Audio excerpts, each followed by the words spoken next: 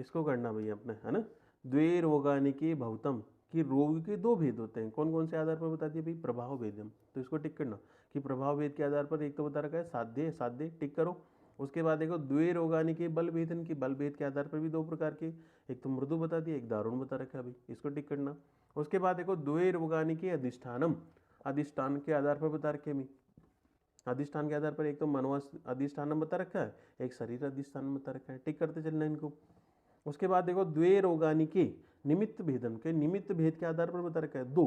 तो निमित्त भेद से जैसे एक तो स्व धातु विषम में, कि खुद की धातु विषम हो जाए भी, है ना, क्योंकि खुद की धातु विषम होगी तो रोग उत्पन्न होगा। उसके बाद देखो आगंतुज, आगंतुज में क्या होगा भाई, पहले लक्षण उत्पन्न हो जाएंगे भी, है ना, तो ये निमित्त भेद से। उसके बाद देखो द्वे रोगानि के आशय भेदन, की आशय भेद के आधार पर बता रखे, आमाशय बता दिया, एक पक्वाशय बता रखा है, इसको टिक करना। उसके बाद देखो लास्ट में कह रहा है भाई एवं एतत् प्रभाव बल अधिष्ठानम निमित्तम आशय भेदात, सभी के एक साथ ही कह रहा है भाई, है ना। तो यहाँ पर ऐसे ऐसे इनके भेद बता रखे, तो अपने को इन पे नहीं जाना, आप तो केवल इसी को टिक कर लेना भाई, है ना। प्रभाव भेद से क्या, बल भेद से क्या, रोग भेद से क्या, अधिष्ठान भेद से क्या, है ना, निमित्त भेद से क्या, तो ये अपने को करना है। उसके बाद देखो इसमें फोर्थ लाइन पे चलना, एकत्वम तावद एकम रोगानिकम दुख सामान्यात, कि इन सभी में एक कॉमन है, तो क्या कॉमन है भाई, तो दुख सामान्यात, टिक करना इसको, है ना। उसके बाद देखो बहुत्वम तो 10 रोगानिकम, कि इस आधार पर कितने कर दिए टोटल, 10 कर दिए भी, अगर सिंगल सिंगल को काउंट करेगा तो 10 हो गए, है ना। उसके बाद देखो प्रभाव भेदनम भवंती, कि कितने होते हैं भाई, 10 प्रकार के बता रखे। बहुत्वम संख्या संख्या श्यादम व, कि इनकी संख्या ज्यादा भी हो सकती भी, है ना। और लास्ट में देखो इसको टिक करना तत्र संख्या, तो अगर संख्या के आधार पर देखें तो संख्या के आधार पर कहाँ पर बता रखा है अभी, अष्टोदरी, जहाँ पर अपन ने इन रोगों की इनकी संख्या भी देखी थी। अपरिसंख्य पुनः यथा, और इनकी संख्या ज्यादा भी बता रखी भी, असंख्य भी है ना। तो दोनों चीजें बात कर रहा है अभी, असंख्य भी कह रहा है भाई, और वहाँ पे अष्टोदरी पे इनकी संख्या भी बता रखी, तो वो भी बात कर रहा है अभी। उसके बाद देखो महारोगाध्याय रुग वर्णम, और महारोगाध्याय में यहाँ पर वेदना के आधार पर, वर्ण के आधार पर, समुत्थान मतलब निदान के आधार पर, है ना, या फिर असंख्यात, की इनके असंख्य भेद किए हमें, तो टिक कर रहे हैं इसको, है ना। बेता ही भेदम, कि जो भेता है, अब भेता किसके लिए बोला अभी, अब यहाँ जो भेता वर्ड है वो पुरुष के लिए बोला गया अभी, है ना, कि जो भेता है, जो भेदन करने वाला है वो कौन है, पुरुष है। और किसका भेदन करने वाला है अभी, तो यहाँ पे देखा भेदम अन्यथा भिन्नति, तो किसका भेदन करने वाला है, मतलब जो डिफ्रेंशिएट किया है, जो अलग अलग किया है, किन को किया है भाई, रोग को किया है ना, है ना। तो इस लाइन को टिक करना भाई, भेता ही भेदम अन्यथा भिन्नति, टिक करना इसको, पूछा हुआ है अभी इसको, है ना। बोला भाई यहाँ पे देखो समानो ही रोग शब्दम दोषेषु च व्याधिषु च, कि जो सारे शब्द क्या है भी, आप उसको दोष बोल लो, व्याधि बोल लो, सारे समान है, मिलते जुलते ही हैं, है ना। तो समानो ही रोग शब्द, कि रोग शब्द भी समान है, दोषेषु च व्याधिषु, आप उसको व्याधि भी कह सकते हो। दोषा अयम अपि, कि दोष है क्या है भी, रोग शब्द आतंक शब्दम, यक्ष शब्दम, दोष प्रकृति शब्दम, विकार शब्दम च लभते, आप इसको क्या कहोगे भी, दोषों के आधार पर आप दोषों को ये भी कह सकते हो, तो क्या क्या कह सकते हो भी, है ना, रोग शब्द भी कह सकते हो, आतंक भी कह सकते हो भी, है ना, या फिर यक्ष शब्द बता रखा है, रोग दोष शब्द भी बता रखा है, विकार भी बता रखा है, तो ये सारे अधिकतर इनके सिनोनिम है भी, है ना। उसके बाद देखो लास्ट में आगे क्या कह रहा है अभी, इसको टिक करते चलना, व्याधे च रोग शब्दम, आतंक शब्दम, यक्ष शब्दम, दोष प्रकृति शब्दम, विकार शब्दम च लभते। अब ये दोनों चीज कह रहा है कि आप दोष को भी क्या, कि तत्र दोषेषु चेव व्याधिषु च रोग शब्दम समान शेषेषु च विशेषवान, कि आपको इनका बता रखा भी, इस प्रकार के आधार पर क्या बोला भी, कि दोष और व्याधि में रोग शब्द समान है, दोनों में सेम बोला भी, है ना। तो टिक कर लेना इसको। उसके बाद देखो आगे वाले कोटेशन में चलो, 5 नंबर पे क्या कह रहा है अभी, तत्र व्याधियो अपरिसंख्या भवंती, की व्याधि क्या असंख्य होती भी, टिक करना इसको, है ना। अति बहुत्वात्, तो अपने को तत्र व्याधि अपरिसंख्या भवंती, इसी को टिक करना। उसके बाद देखो आगे, है ना, कि रज तम मानसो दोषा, कि रज और तम क्या है भी, मानसिक दोष है, इनको टिक करो। उसके बाद देखो तयो विकारा, अब इनके विकार है ना, कि मानसिक दोष है, तो मानसिक दोषों के कारण क्या होंगे भाई, मानसिक विकार होंगे, तो मानसिक विकार कौन कौन से भाई, तो काम क्रोध लोभ मोह ईर्ष्या मान, है ना, और मद शोक चिंता उद्वेगम भय हर्ष, तो ये सारे अधिकतर क्या है, ये सारे मानसिक रज और तम के कारण उत्पन्न वाले रोग है भाई, है ना, तो इसको टिक करना। उसके बाद देखो आगे कह रहा है भाई वात पित्त श्लेष प्राणम खलु शरीर दोषा, कि जो वात पित्त कफ है इनके कारण क्या होगा भी, शारीरिक रोग उत्पन्न होते हैं भी, क्योंकि इसी वजह से शारीरिक दोष बोला भी, और शारीरिक दोष है तो शारीरिक रोगों को उत्पन्न करेंगे। तो यहाँ पे देखो तेषाम बीच विकारम, कि इनके विकार है, इनके रोग है, क्या क्या बता रखा है भाई, ज्वर, अतिसारम, शूफ, शोष, श्वासम, मेह, कुष्ठ आदि, कि इसमें जो शारीरिक रोग है, जो शारीरिक दोष है भाई, वात पित्त कफ है, इनके कारण शारीरिक रोग होंगे भी। कौन कौन से, कि ज्वर होगा, अतिसार होगा, शोफ होगा, शोष, प्रमेय बता दिया, कुष्ठ बता रखा है अभी। तो यहाँ पर दो चीजें बोल दी, शारीरिक दोष। इस पे चलो 6 पे क्या कह रहा है भाई, तत्र खल्वेशाम द्वयनाम अपि दोषाणाम, कि यहाँ पर दो प्रकार के, है ना, ये बता रखे। त्रिविधम प्रकोपणम, कि 3 मुख्य प्रकोपक कारण होते हैं, 3 मुख्य प्रकोपक कारण बता रखे भाई। आगे क्या कह रहा है भाई, क्वेश्चन नंबर 8 पे, ते च विकारा परस्परम अनुवर्तनम, कि ये दोनों जो शारीरिक है या फिर मानसिक है, दोनों क्या करते हैं भाई, परस्पर अनुवर्तन करते हैं, मतलब एक दूसरे में मिल जाते हैं। तो क्या मिलते हैं भाई, कदाचितम अनुबंधी कामादि ज्वरम आदि, कि जो कामज ज्वर है भी, तो कामज ज्वर में मानसिक भी बता रखा है, कामज किसके कारण, मानसिक कारण, है ना, और ज्वर बता रखा है, तो ज्वर क्या भी, शारीरिक के कारण। तो दोनों चीज है इसमें, है ना, नियतम, इसको टिक करना।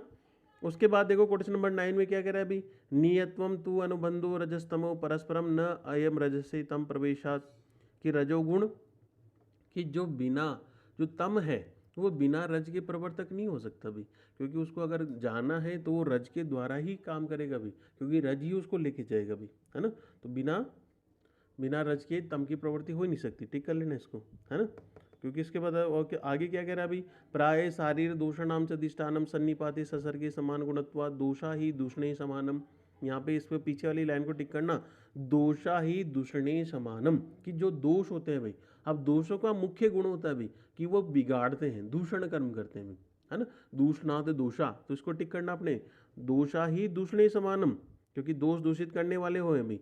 तो इस प्रकार से ऐसा बता रखा है कि आप जैसे दोषों के अनुसार आप भोजन का प्रयोग करोगे भी, है ना। जैसे अगर कोई वातिक प्रकृति का व्यक्ति अगर वो वातिक आहार विहार ले रहा है तो उसकी वजह से वात प्रकोपित होगी भी। अगर कोई कफज प्रकृति वाला व्यक्ति है भी, अगर वो कफज आहार विहार ले रहा है तो उसकी वजह से कफ दोष प्रकोपित होगा भाई, है ना। तो दोषा ही दूषणे समानम, टिक करना इसको ना। उसके बाद देखो आगे क्या कह रहा है भाई, क्वेश्चन नंबर 11 पे, स्वतंत्रतो व्यक्त लिंगम, है ना। यहाँ पर जो स्वतंत्र रूप से अपने लक्षणों को प्रकट करे, तो कह रहा है अभी स्वतंत्रो व्यक्त लिंगम यद उक्तम समुत्थानम प्रश्मो तत् अनुबंध्य, कि जो स्वतंत्र रूप से अपने लक्षणों को उत्पन्न करे, बताए, उसको बोलेंगे अपन अनुबंध्य। और जो दूसरा प्रधान हो भाई तद विपरीत लक्षणम अनुबंध, कि इसके जस्ट विपरीत लक्षणों वाले को अपन क्या बोलेंगे, अनुबंध, है ना। तो अनुबंध्य प्रधान होता भी, अनुबंध अप्रधान होता भी। तो अपन इसको ये भी कह सकते हैं, जो कॉम्प्लिकेशन होते हैं ना भी, तो कॉम्प्लिकेशन क्या है, अनुबंध है ना। ठीक है भाई, इसको टिक करना, अपने टिक कर लेना भाई। विमर्श में अगले पेज पे दे रखा है अभी 719 पे, है ना। अनुबंधे को प्रधान बता रखा है, अनुबंध को अप्रधान बता रखा है अभी। और इसका एग्जाम्पल भी दे रखा है, देखो एग्जाम्पल की शरद ऋतु में जल के अम्ल विपाक से होने के कारण क्या भाई, पित्त का प्रकोप होता है ना। और जो अम्ल है, अम्ल देखो किसका, कफ का वर्धन भी करता है भाई। तो यहाँ पर दो चीजें हो गई भी, कि अम्ल किसको किसको बढ़ाएगा, पित्त को भी बढ़ा रहा है प्लस कफ को भी बढ़ा रहा है अभी।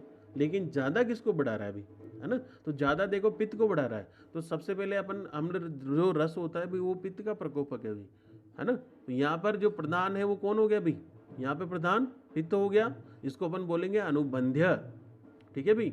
और जो अप्रधान है वो कफ हो गया भाई, उसको बोलेंगे अपन अनुबंध, ठीक है, टिक कर लेना इसको।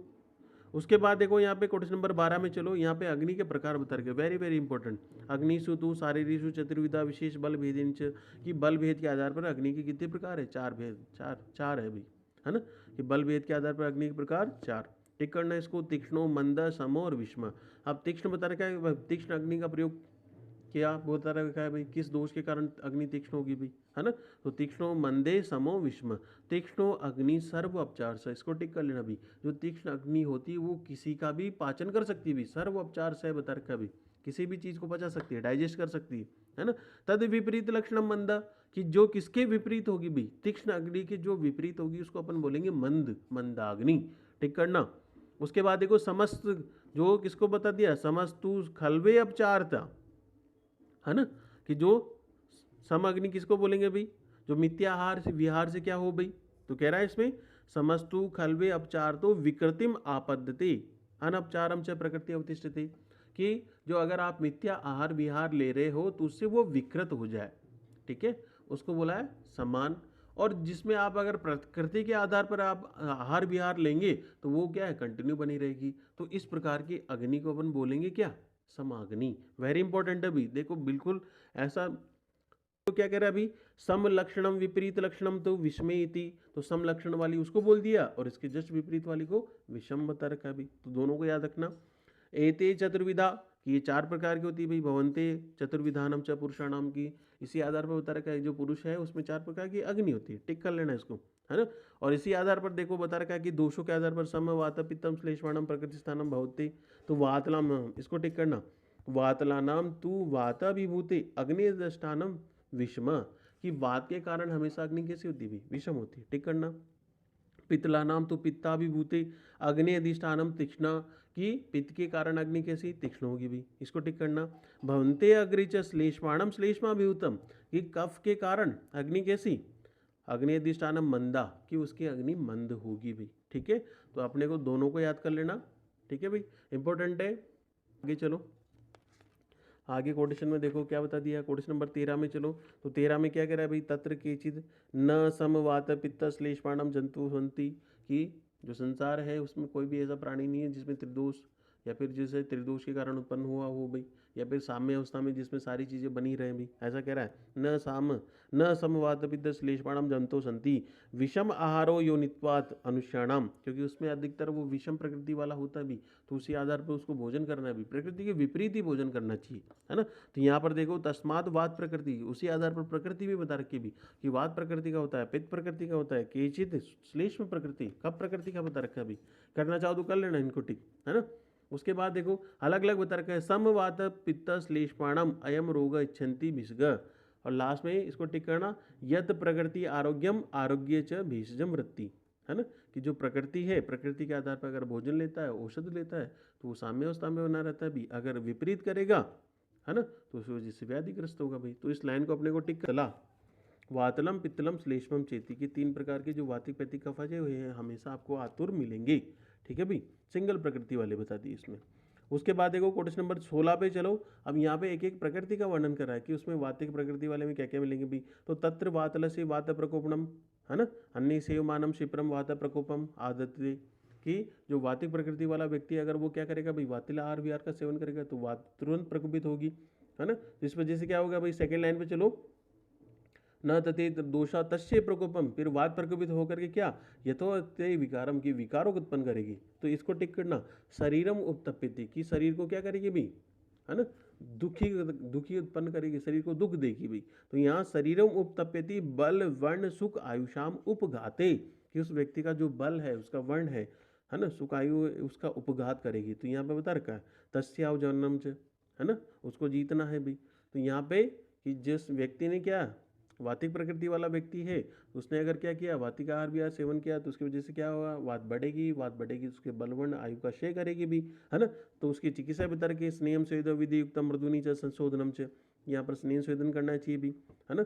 या फिर स्नेहम मधुरम, जो सारी वात सामक चिकित्सा बता रखी है, देखो स्नेहम उष्णम मधुरम अम्ल लवण, कौन कौन से भाई मधुर अम्ल लवण का प्रयोग करना चाहिए भी, वो बता दिया। उसके आधार पर देखो फोर्थ लाइन पे अभ्यंगो उपना, कि अभ्यंग करना चाहिए, उपना करना चाहिए, द्विष्टन मर्दनम परिषेक, कि मर्दन करना चाहिए, परिषेक करना चाहिए, अवगाहन करना चाहिए भी, है ना, संवाहन करना चाहिए। या फिर इसके अलावा देखो वित्रासन विस्मानों की, उसको डराना चाहिए, धमकाना चाहिए, है ना, या विस्मापन भुला देना चाहिए भी। तो सुरा आसव विधानम की, आसव ऋष का प्रयोग कराना चाहिए भी। तो यहाँ पे सारी चिकित्सा देखो वात सामक चिकित्सा बता रखी, वातिक प्रकृति, वातिक प्रकृति में क्या होगा, वात अगर ऐसे आहार विहार का करेगा तो वात प्रकोपित होगी, तो वात प्रकोपित होगी तो उसके बल वर्ण का क्षय करेगी, बल वर्ण की क्षय करेगी, तो वहाँ पर आप यहाँ पे स्नेह के द्वारा चिकित्सा करेंगे। तो स्नेह में कौन कौन से बता दी भी, अभ्यंग करेंगे, है ना, ये बता दिया, आसावरिश का बता दिया, वित्रासन है, विस्मापन है, ये भी बता दिया। और लास्ट वाली लाइन को जरूर टिक करना, सतपाकम सहस्त्र पाकम, कि जो 100 बार पकाया हुआ है या फिर 1000 बार पकाया हुआ है, सर्वस्वम प्रयोगम वस्ते वस्ती नियम सुखशीलता, उसकी अगर चिकित्सा करनी है वातिक प्रकृति वाले व्यक्ति की, तो आपको क्या करना है भाई, वस्ती का प्रयोग करना है भाई, है ना, या फिर ऐसे सिद्ध तेल का प्रयोग करना है, ठीक है भाई, किसके द्वारा, वस्ती के द्वारा करना है भाई। तो ये अपने को टिक करना है, ये वातिक प्रकृति का है भाई, इसको टिक करना, है ना। पित्तल से पित्त प्रकोपनम सेवनाम, सेवमानम क्षिप्रम पित्त प्रकोपात, कि जो व्यक्ति क्या करेगा भाई कि पित्त प्रकोपक पैतिक प्रकृति का व्यक्ति है और पित्त का ऐसे आहार विहार का सेवन करेगा तो उसकी वजह से क्या होगा, क्षिप्रम पित्तम प्रकोपम, उसका पित्त प्रकोपित होगा। और पित्त प्रकोपित होकर के देखो क्या कह रहा है भाई, इसको वही वापस लाइन है ना, शरीरम उपतप्यति, शरीर को उपताप करेंगे। और क्या बता दिया, बल वर्ण सुख आयुषाम उपघाती, टिक कर लेना इसको भी, है ना। अब यहाँ पे देखो देखो वहाँ सामक चिकित्सा बताई थी, तो यहाँ पर भी पित्त सामक चिकित्सा बता रखा है। तो इसमें देखो सर्पी पानम, कि सर्पी का पान कराएगा, सर्पी शाम से स्नेहम स्नेह का प्रयोग कराएगा, अद दोष हरणम क्या कराएगा भी, अगर पैतिक है तो विरेचन का प्रयोग कराएगा, अद दोष हरणम बोला है। मधुरम तिक्तम कषाय शीतलानी च औषधम अभ्यहारम उपयोग, कि जो मधुर तिक्त और कषाय है इनसे औषधियों का प्रयोग कराएगा भी, है ना। इसको ठीक करना। मृदु मधुरम सुरभि से सीताम हद्यानाम गंधानाम चौपसेवम, कि उसको ऐसी मधुर द्रव्यों का हृदय के लिए जो अच्छी हो इस प्रकार के द्रव्यों का सेवन कराएगा। मुक्तामणि च, ठीक करना इसको, मुक्तामणि का भी प्रयोग करा रहा है अभी, है ना। तो यहाँ पे ऐसा आहार विहार कि उसका जो क्लाइमेट है ऐसा क्लाइमेट कर देगा बिल्कुल शीतल, सारी चीज़ें बिल्कुल ठंडा ठंडा कर देगा, है ना। या फिर इसके अलावा देखो कि उसको गाने भी सुनाएगा, गाने भी देखो क्या क्या बता रखा है अभी, मृणाल शीतम ये बता रखा है। थर्ड लाइन पे देखो पेज नंबर 722 पे, है ना। श्रुति सुखम मृदु मधुरम मनो अनुनाम, कि उसको मन को अच्छे लगे भी। गीत वादिनम त्राणाम श्रवणम, कि उसको अच्छे अच्छे गीत सुनानी चाहिए भी। श्रवणम च व्यधानाम सुहदी, कि उसको हृदय को अच्छा लगे भी। तो इस प्रकार की चीज़ें, इस प्रकार का माहौल आपको बनाना है अभी, है ना। और लास्ट में देखो और क्या बता दिया अभी, कोई कभी पूछा नहीं जाता, लास्ट का जो काम का है उसको अपने को टिक करना भी, है ना। सतपत्रम हस्तानाम च, मिला भाई, नीचे नीचे दे रखा है भी, सतपत्रम हस्तानाम सौम्यानाम च सर्व भावनाम इति, कि इसमें आपको सारे भाव ऐसे होने चाहिए जो सौम्य हो, है ना, शीतल हो भी।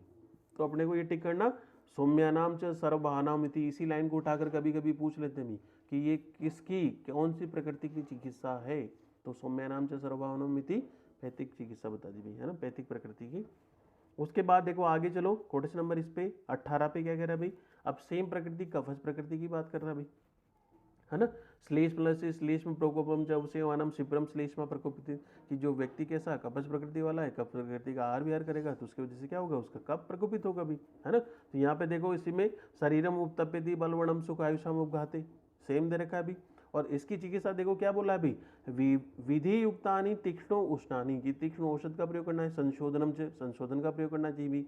रुक्ष प्राय की रुक्ष ऐसे द्रव्यों का प्रयोग करना चाहिए भी। अभ्यहारे से कटुतिक्तम कषाय की कटुतिक कषाय का प्रयोग करना चाहिए भी। धावनम लंघनम प्लवंच परिसरणम च जागरणम, है ना, कि उसको क्या करना चाहिए भी, इसको धावन कराना चाहिए, उसको भगाना चाहिए भी, लंघन कराना चाहिए, प्लवन कराना चाहिए भी। तो सारी अधिकतर क्या है, उन्मर्दनम च स्नानो उत्सादनम, कि स्नान कराना चाहिए भी, उत्सादन कराना चाहिए भी। तो ये सारी चिकित्सा देखो एक प्रकार से रुक्ष चिकित्सा बता रखी भी, कफ शामक चिकित्सा सारा। और लास्ट में देखो ये भी बता रखा है भी, नीचे से सेकंड लाइन पे देखो विशेष तीक्ष्णानाम दीर्घ कालम अवस्थितम मध्यानाम उपयोग, की मध्य का प्रयोग करना चाहिए, क्योंकि मध्य में क्या होता है अभी कि इसमें व्यवहारी विकासी और सूक्ष्म गुण होने के कारण स्रोतो शोधक होता है अभी। और कफज का विशेष गुण बता रखा है स्रोतो, है ना, स्रोतो अवरोध उत्पन्न करता है अभी अभिसंधि गुण के कारण, तो ये उसको खोलेगी मध्य, है ना। और लास्ट में देखो ये बहुत इंपॉर्टेंट है, सुख प्रतिषेधस्य सुखार्थमेव च, कि अगर आपको सुख चाहिए, सुख प्रतिषेधम सुखार्थम, कि सुख सुख चाहिए तो सुख का त्याग कर दो, ठीक है भाई, वेरी वेरी इंपॉर्टेंट है, इसको टिक करना। जैसे इसमें पित्त वाले में बोला था सौम्य नाम से सर्वभावना में थी, इस सौम्य भाव की चिकित्सा करनी चाहिए, है ना। और इसमें वातिक वाले में बोला था, क्या बता दिया भाई वहाँ पे, सतपाकम शस्त्रपाकम सर्वस्व प्रयोगम वस्ती वस्ती नियम सुखशीलता, वस्ती वस्ती नियम सुखशीलता बता रखा है, तो वाति की बता दी। पैतिक में इसमें सौम्य भाव बता दिया, और कफ में कि सुख प्रतिषेधम सुखार्थमेव च, ये इंपॉर्टेंट है अभी।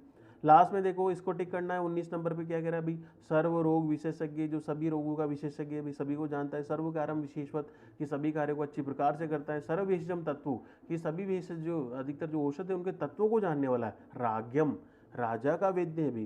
प्राणपति भवेतिथि, कि वो प्राणों को रोकने वाला है भाई, प्राणों को, है ना, जो जा रहे हैं प्राण उनको नहीं जाने देगा भाई, तो ये राजा का वैद्य बता दिया, ठीक है भाई।